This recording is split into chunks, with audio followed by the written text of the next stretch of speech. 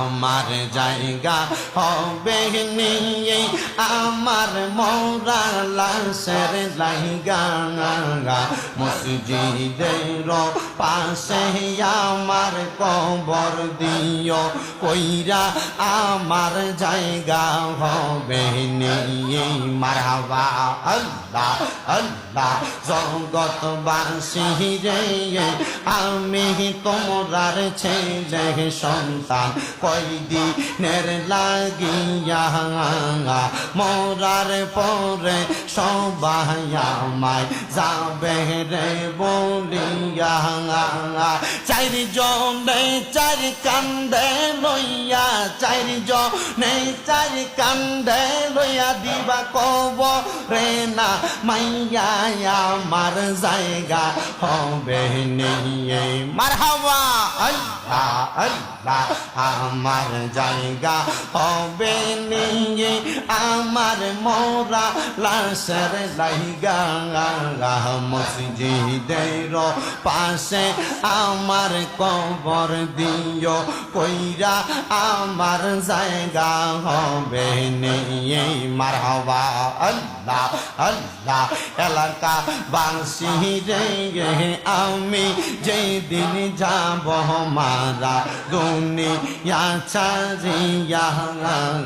রঙিন জামা কাপড় সবই নিবে রে খুলিয়া সাদা মার্কিন কাপড় মাই সাদা মার্কিন কাপড় মাই দিও রে পরাইয়া আমার জায়গা হবে নিয়ে আমার জায়গা হবে নিয়ে আমার মরা লাশের জায়গা মসজিদের পাশে আমার কবর দিও কইরা আমার জায়গা হবে নিয়ে মারহাবা জবানটা কইলা আল্লাহর একটা সম্মাই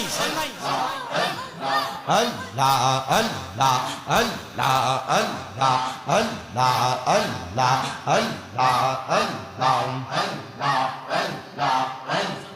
জগৎবাসী রে আমি যেদিন যাব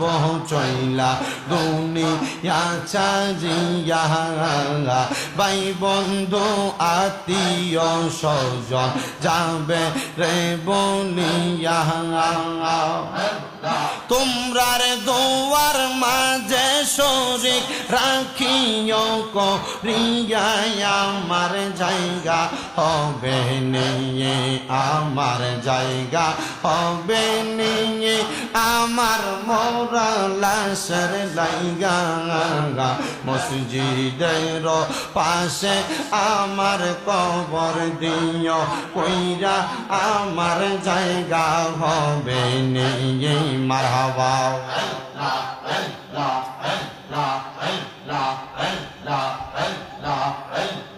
আল্লাহ আল্লাহ আল্লাহ আল্লাহ নয়নে নয়নে রাখি বর দয়াল তোমায় পাইলে নয়নে নয়নে রাখিব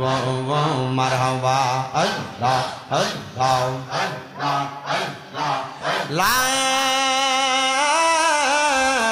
ইলাহা ইল্লাল্লাহু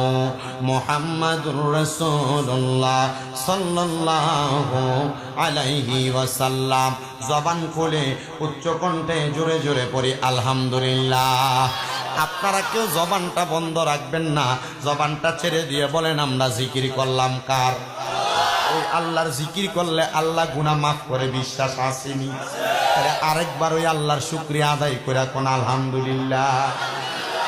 আমার এই আহমদপুর তালুকদার বাড়ি প্রাঙ্গণে 10তম ওয়াজ ও দোয়ার মাহফিলে আয়োজিত এই মিলাদুন নবী মাহফিলে এবং হযরতে ওয়াইস করণীর স্মরণে এই জান্নাতের বাগানে যারা যারা আসলেন আমি আপনাদেরকে নিয়ে আল্লাহ তাআলার কালামুল গাছ শরীফের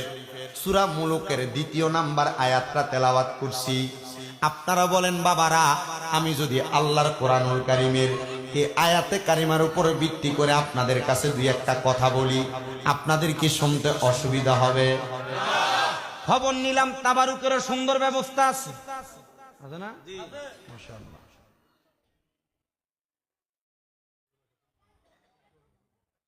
যেহেতু তাবারুকের ব্যবস্থা আছে, ওয়াজ তাবারুকের ওয়াজ হবে না, ওয়াজ হবে হেদায়েতের উদ্দেশ্যে। কানও ঠান্ডা, মনও ঠান্ডা, উপরওয়ালাকে প্রশান্তি, উপরওয়ালার সন্তুষ্টি অর্জনের জন্য। আপনারা বলেন এমন ওয়াজের আমরা দরকার আছে না নাই?